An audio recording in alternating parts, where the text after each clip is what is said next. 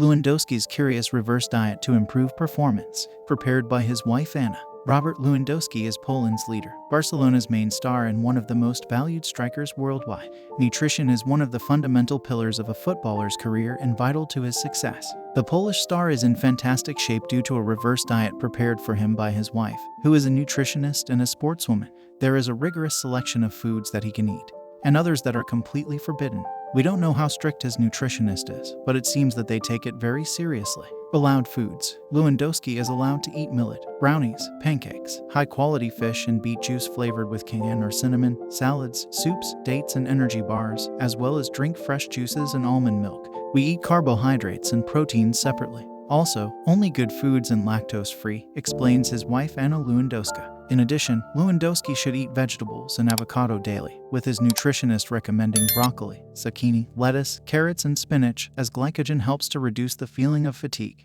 Meanwhile, fried and fast food are completely prohibited. The highest quality ingredients from the best source, local products, seasonal fruit and vegetables. This is what my daily diet is based on, she wrote on Instagram. I have been avoiding white sugar, raw milk and wheat. Hugo Sanchez claims Spain let Japan win to avoid facing Brazil. The former Real Madrid player claims it was Luis Enrique's plan. Spain lost 2-1 against Japan, seeing both sides advance with Spain in second. La Roja was out of the World Cup for a few minutes, but La Roja is still alive. But the Spanish defeat has raised a lot of question. The tactic. Hugo Sanchez, a former Mexican player of Real Madrid, has asserted to ESPN that it was a strategy of Luis Enrique, and that Spain let themselves be beaten to avoid Brazil. When asked by journalist David Fadelson, "Can you assure me that Spain went out looking for this result, to avoid Brazil in the quarterfinals?" The Mexican replied, "I assure you, I wasn't there. I'm not in Luis Enrique's mind. But Luis Enrique must have thought about the formula to avoid Brazil in the quarterfinals. There is a risk, yes, and you take that risk. He is never going to say it. We coaches are never going to say I let myself lose." Dani Alves returned to Barcelona that allowed him to continue making history at the World Cup.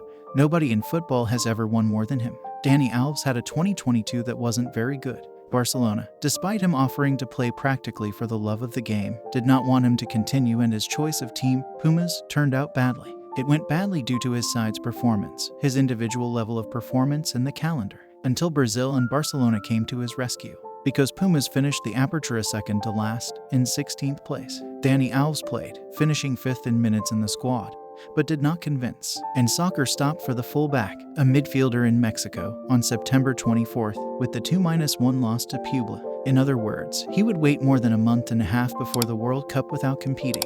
The sum of these setbacks took him out of the list of Tite's 26 selected players on November 7.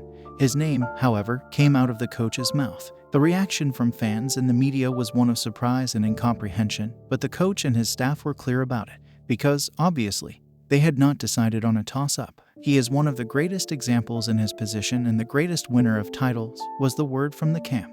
There were 2 trips by the technical committee that explain the outcome.